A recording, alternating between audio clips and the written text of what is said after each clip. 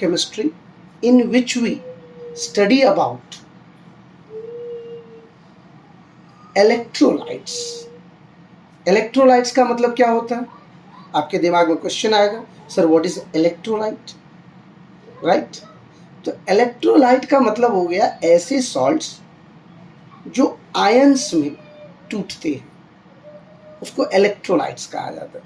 Generally week ions भी होते हैं और स्ट्रॉन्ग आयंस भी होते हैं.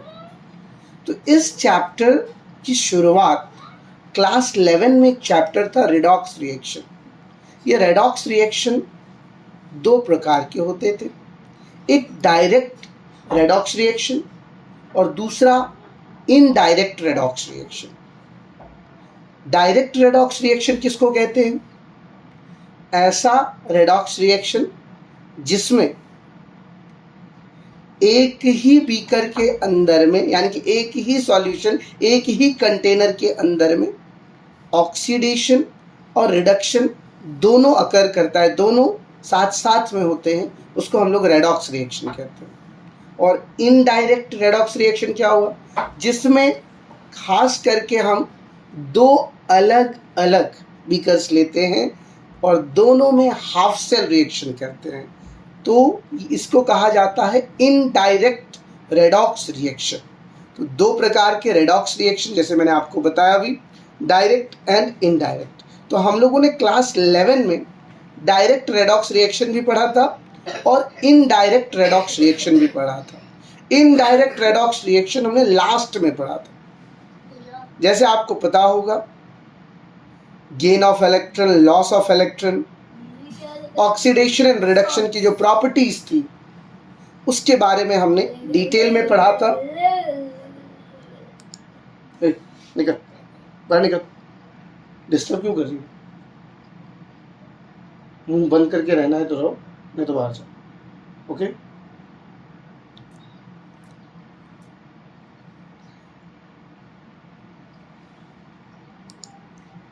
रेडॉक्स रिएक्शन आप लोगों को याद होगा, क्लास 11 में हमने एक क्लासिकल थ्योरी पढ़ी थी, ओल्ड थ्योरी पढ़ी थी, जिसके अंतर्गत हमें बताया जाता था कि जनरली ऑक्सीडेशन या रिडक्शन, ऑक्सीडाइजिंग एजेंट या रिड्यूसिंग एजेंट, और ऑक्सीडेशन और रिडक्शन का मेन कंसेप्ट. तो अगर आपको पता होगा कि जिसमें एलिमेंट्स जनरली लोअर ऑक्सीडेशन से हायर ऑक्सीडेशन की तरफ जाते थे, तो वैसे कंपाउंड का ऑक्सीडेशन होता था, और जिसमें हायर से लोअर ऑक्सीडेशन स्टेट की तरफ आते थे उसका रिडक्शन होता था.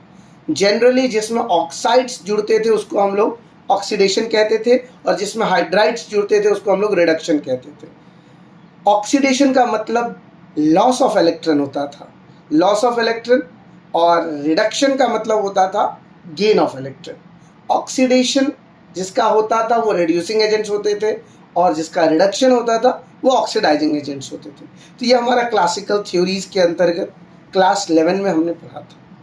आज हम लोग कुछ ऑक्सीडाइजिंग एजेंट और oxidants which goes under reduction. देखिए यहाँ पे ऑक्सीडेंट लिखा हुआ है, लेकिन आप दिमाग में आपका चल रहा होगा कि सर ऑक्सीडेंट, ऑक्सीडाइजिंग एजेंट का ही दूसरा नाम ऑक्सीडेंट है. जैसे मैंने आपको बताया, जो जिसका रिडक्शन होता है उसको हम लोग ऑक्सीडाइजिंग एजेंट कहते हैं. तो खास करके ऐसे एलिमेंट्स जो रिडक्शन कर रहे हैं उनको ऑक्सीडाइजिंग एजेंट भी कहा जाता है, और जिनका रिडक्शन हो रहा है मतलब वो इलेक्ट्रॉन्स को गेन कर रहे हैं, उनका ऑक्सीडेशन स्टेट डिक्रीज होगा, राइट? और उसी का अपोजिट हो जाएगा ऑक्सीडेशन, जिसको हम लोग रिड्यूसिंग एजेंट या रिडक्टेंट्स कहते थे. तो रिड्यूसिंग एजेंट या ऑक्सीडेशन का मतलब जो ऑक्सीडेशन जिसका होगा उसके अंदर में लॉस ऑफ इलेक्ट्रॉन्स होंगे, यानी कि ऑक्सीडेशन स्टेट इंक्रीज करेंगे. जैसे हम लोगों ने क्लास 11th में ये सारी कंसेप्ट हमने पढ़े थे. डिस्प्लेसमेंट रिएक्शन में भी, उसमें मेटेलिक डिस्प्लेसमेंट रिएक्शन और नॉन मेटेलिक डिस्प्लेसमेंट रिएक्शंस हमने स्टार्टिंग में देखे थे, और उसमें हम लोगों ने, आई होप आप लोगों ने किया भी होगा, एसिडिक मीडियम और बेसिक मीडियम के अंतर्गत आपने खास करके बहुत सारे क्वेश्चन सॉल्व किए होंगे दोनों मेथड से. अब यहाँ तक था क्लास 11, अब यहाँ से चालू होता है हमारा क्लास 12. देखिए यहाँ पे ध्यान से पढ़ना, इलेक्ट्रोकेमिस्ट्री खास करके इलेक्ट्रिसिटी से केमिकल कैसे कन्वर्ट होंगे और केमिकल से इलेक्ट्रिसिटी कैसे कन्वर्ट होगा उसके बारे में जो स्टडी करवाता है उसको हम लोग इलेक्ट्रोकेमिस्ट्री कहते हैं। Electrochemistry is defined as the branch of physical chemistry which deals with the study of conversion of electrical energy from chemical energy which is produced in a redox reaction, or how to get a redox reaction by using electrical energy with which is otherwise a non-spontaneous। मतलब कहने का मतलब ये हम लोगों को electricity pass करना पड़ेगा, ये ऑटोमेटिकली रिएक्शन नहीं होगा, और जैसे ही हम इलेक्ट्रिसिटी पास करेंगे केमिकल्स आयंस में टूटेंगे और ये आयन से इलेक्ट्रिसिटी प्रोड्यूस होगी। तो my dear students, ions can also produce electricity, and the most important, from the ions electricity can be produced, and by passing electricity the electrolytes converts into ions। यह हमारा एक map chart है कि इसमें हमें क्या सब पढ़ना होता है नहीं पढ़ना होता है। इसको आप लोग थोड़ा जूम कर करके देख सकते हो। अगर आपको ये PDF चाहिए तो आप मुझे कमेंट करके बताना, मैं आपको लिंक शेयर कर दूंगा, आप लोग डाउनलोड कर सकते हैं। अब यहाँ पे ध्यान से देखो, इलेक्ट्रोकेमिस्ट्री दो प्रकार के, जैसे मैंने स्टार्टिंग में कहा था आपको, इलेक्ट्रोकेमिकल सेल और गैल्वेनिक सेल और वोल्टेइक सेल, और दूसरा है इलेक्ट्रोलाइटिक सेल। अब ये दोनों है क्या? इलेक्ट्रोकेमिकल सेल या वोल्टेइक सेल या गैल्वेनिक सेल में केमिकल से इलेक्ट्रिसिटी प्रोड्यूस होती है, और इलेक्ट्रोलाइटिक सेल में इलेक्ट्रिसिटी से केमिकल्स डिसोशिएट होते हैं। Electrochemical cell concept come from the study of redox reaction. इसका जो मेन स्टार्टिंग है वो रेडॉक्स रिएक्शन से है, जिसके बारे में हम लोगों ने 11th स्टैंडर्ड में भी पढ़ा था, और आई होप आप लोगों ने 10th में भी पढ़ा होगा। अगर याद होगा आपको, अगर हम कॉपर सल्फेट का सॉल्यूशन डालते थे और उसमें एक आयरन का नेल्स डाल देते थे, तो उसमें से आयरन का नेल्स जो है ये कॉपर सॉल्यूशन के ब्लू कलर्स को फेड्स और फिर लाइटली ग्रीन कर देता था। तो ये जो डिस्प्लेसमेंट रिएक्शंस होता था, वहीं से इलेक्ट्रोकेमिस्ट्री का मेन जन्म हुआ है। अब ये रिएक्शन अपने आप, खास करके अब क्वेश्चन आता है कि सर कौन सा रिएक्शन अपने आप होगा और कौन सा रिएक्शन अपने आप नहीं होगा। तो आपने ये पॉइंट्स जो देखा था, केमिकल एनर्जी इलेक्ट्रिकल एनर्जी में कन्वर्ट करता है, उसको हम लोग गैल्वेनिक सेल कहते हैं, और इलेक्ट्रोलाइटिक सेल मतलब इलेक्ट्रिसिटी से केमिकल्स डिसोशिएट होते हैं। तो गैल्वेनिक सेल में क्या होता है, खास करके the reaction happens by its own, therefore its gives free energy is negative, less than 0 and greater than 0। याद रखिएगा, स्पॉन्टेनियस में हमेशा gives free energy नेगेटिव होता है, और नॉन स्पॉन्टेनियस में हमेशा gives free energy पॉजिटिव होता है। स्पॉन्टेनियस का मतलब हो गया नेचुरली डेल्टा जी की वैल्यू नेगेटिव होगी, और नॉन स्पॉन्टेनियस का पॉजिटिव, मतलब जिसमें आप केमिकल से इलेक्ट्रिसिटी प्रोड्यूस करें वो ऑटोमेटिकली होता है, इसलिए उसको स्पॉन्टेनियस कहा जाता है। और जिसमें आप इलेक्ट्रिसिटी पास करके उसको केमिकल्स को आयंस बना रहे हैं तो वो नॉन स्पॉन्टेनियस होगा। अब जिसमें आपने केमिकल से इलेक्ट्रिसिटी प्रोड्यूस किया है, तो अब क्वेश्चन है by the system and towards the system.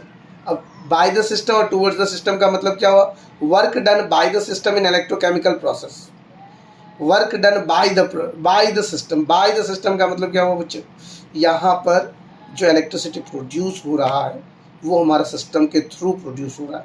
तो जब भी कोई भी सिस्टम में वर्क डन प्रोड्यूस होता है, जो भी आपने थर्मोडायनामिक्स में क्लास 11 में पढ़ा होगा, work done by the system जब भी होता है तो हमारा जो साइन कन्वेक्शन है वो निगेटिव हो जाता है, और जब work done on the system होता है तो हमारा साइन कन्वेक्शन पॉजिटिव हो जाता है। Electrical work is equal to charge into potential difference. This device in which the chemical energy is converted into electrical energy by spontaneous redox reaction is called galvanic cell और voltaic cell। इस define को जरूर learn कर लीजिएगा, ये खास करके आता है। अब यहाँ पर जो मैं आपको डायग्राम दिखा रहा हूँ, इस डायग्राम को थोड़ा ध्यान से देखना, ये बहुत ही इंपॉर्टेंट डायग्राम है, और आई होप आप लोगों ने 11th में भी देखा था। नेक्स्ट लेटर ऑन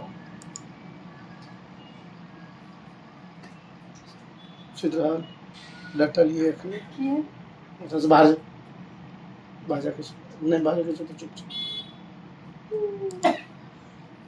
बुआ बेटी डंडा लेता है, इसका नहीं जीतेगी, नहीं जीते बोले चलो अपने से, चल छोड़ जा, चल जल्दी तैयार हो, जल्दी से तैयार। हाँ एक रात देख ली, चल चलते हैं। कैसे हो आप सब? आशा करता हूँ आप लोग अच्छे होंगे। आज